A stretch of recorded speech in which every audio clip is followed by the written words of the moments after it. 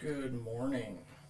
Welcome to Astronomical Revelations with Lenny Ravitz. You may have thought that I was a one-trick pony with all these huge religious and ethical concepts and philosophy and religion and things like that, but I'm not a one-trick pony. And that's why today I'm just going to give you a little taste of some history that you should know. You really should. And I'm not just saying that as an excuse to blab, because I don't like to blab. I like to communicate truth to people. And this is an example of truth and lies.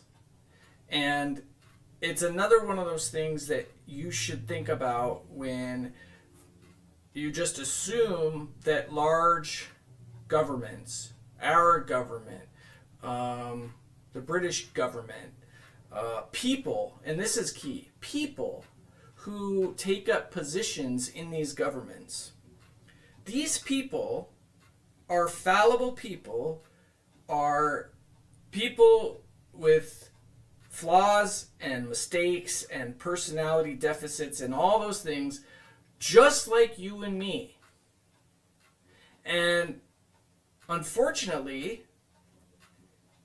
these people lie, and sometimes lie more than your average person. And it's very bad when someone at a very high level decides that lies are better than truths. That's what's bad.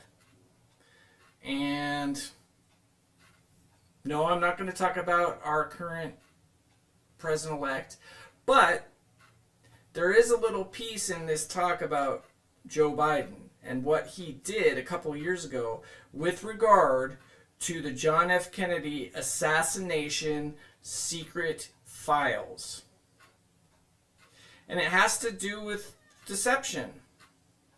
And it has to do with this notion that the American people are a bunch of thems that can't handle the truth. Hopefully you've seen A Few Good Men. And that if you're at a high position in government or wherever, a corporation, that means that you can handle the truth, but everybody else can't. And that's a really dangerous notion. And it never works. It never ever works. But yet they keep doing it and doing it and doing it. And I think maybe it's because they feel like they have so much to lose that they have to be, in their minds, perfect. And perfect with the message. And they have to construct the message with the utmost detail and precision. And if any of that message is a little bit dirty, a little bit flawed, a little bit messy, then it's a complete bust. And so they engineer those messages. And it's bad. It's dangerous. And it makes people angry.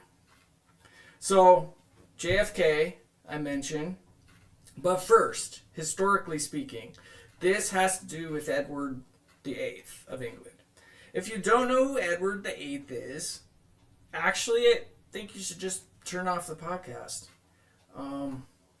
Or better yet, just, if you don't know what an English monarch, a king, a queen, that they're still an English monarch as the head of state in England. Maybe if you don't know that or you're not interested about that, then turn off the podcast, because I'm not going to get into every single thing about that. But if you do know some about it, then great. Keep listening. So Edward VIII, and this is something you've probably heard because they teach it in high school still. They teach it in high school and college. If you take a gen ed, European history or something. They still teach it. And it's the famous Edward VIII abdicated his throne in 1937 because he wanted to marry Wallis Simpson of America, his girlfriend, who he loved. Okay? That's the basic gist of it. Yeah, Edward VIII of Great Britain, King Edward VIII, 1936, 7 or 8. George V, his father, died in 36. And Edward VIII, Edward, was the first son of two sons of King George V, Edward and Albert. Okay? His little brother, Albert. Albert, the stuttering buffoon. Edward VIII, the dashing, handsome, smart as a whip, older brother. First in line for the throne. Kind of like William, Prince William, right? You have King Charles, who's King of England now, and William, his first son. So he's first in line. Edward was the first in line for the throne in 36. His little brother was Albert. And the famous history is, okay, and this is what you absolutely, if you took this class or European history or something like that, or in college, you absolutely learned this lesson. And that is, like I just said, Edward VIII took the throne of England as the first in line of succession, but a year later, he said, you know what? Oh, darn shucks. You know, I'm going to have to step down. I can't be the king. I can't be the king. Why? Why can't I be the king? Well, I'll tell you why. Because I love my girlfriend, Wallis Simpson of America. I love Wallis Simpson. And Wallis Simpson is a divorcee. Oh my God! Wallis Simpson is a divorcee. Oh. I love Wallis Simpson. So, ladies and gentlemen, I'm going to have to step down as your king. Because true love is the best thing in the whole wide world. And Wallis Simpson, why, she is gorgeous. Look up a picture of Wallis Simpson, by the way. Okay? Ooh. Ooh. Anyway, he did marry Wallis Simpson of Baltimore, I believe. She's from Baltimore. But she was a divorcee. And I tell you what, the king, you cannot be an English king if you try to marry a divorcee. You know, it's really funny that, and this is a lie, just so you know. Hopefully I've foreshadowed that by now, but this is a lie. English kings for 500 years have been touting and flaunting and thumbing their nose at every English precedent of royalty, and just think of Henry VIII as the most, famous one.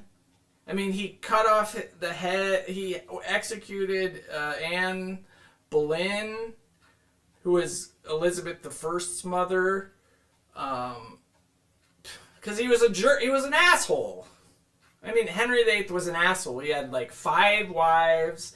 I think he executed 2 of them.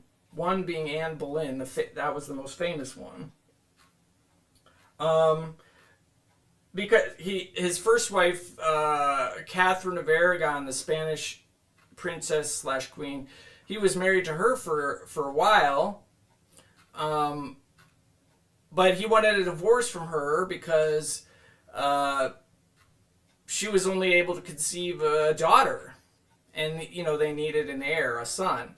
And so, of course, what he did was he went back in her history, and the interesting thing about her was that she was married to his brother, Arthur. Arthur, I believe. She was married to his brother, who was his older brother, who was first in line for the throne, but died. And I believe he died after he was coronated. So even Henry VIII was similar to George VI in that he was the younger brother. Anyway, the big thing with him is that he kept trying to get a divorce from the Pope, because in those times you had to, the Pope had to, agree to this, since these were Catholic countries and all this stuff. Anyway, the point being, when Edward VIII, this is 1936, when Edward VIII became king, the story goes, again, was that he had to abdicate because he wanted to marry Wallis Simpson, this beautiful woman. She wasn't beautiful, but she was a divorcee, and therefore that meant that he couldn't be king, blah, blah, blah, blah, blah. And it's complete horseshit. And they still teach it today. They still teach it today. Now, hopefully by now you're going, why is it horseshit? And I'll tell you why. Because Edward VIII was a Nazi. Okay? Edward VIII was a notorious Nazi. Yes, Nazi. He was his best buddy in the 30s was Hitler. It was Hitler.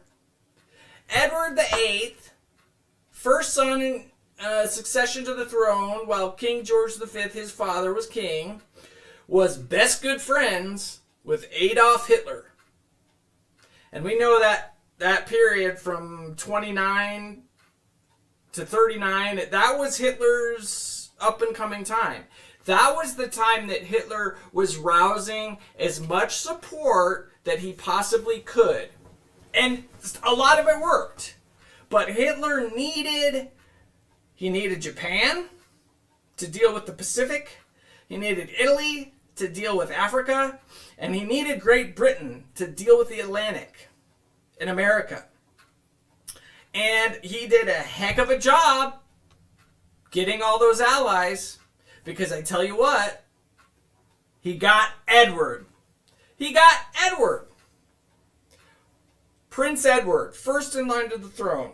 I have no idea what his relationship, if he had any, with George V was. Maybe George V was a Nazi sympathizer as well. I don't know. But Edward VIII was a rabid Nazi. Okay? That's what he was.